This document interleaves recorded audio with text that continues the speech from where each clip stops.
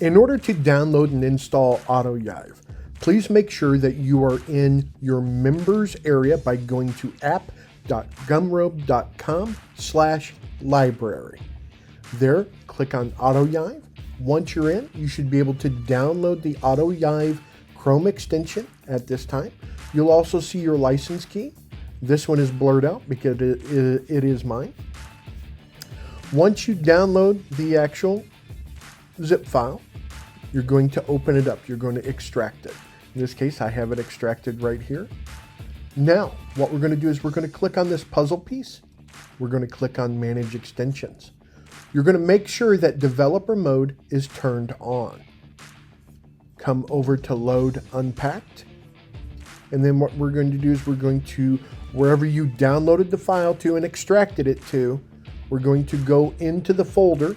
And then you're going to make sure that you see all these files here, because what we have to make sure is we see manifest.json and then click select. Once you do that, the Chrome extension is now loaded. That is it. I appreciate it.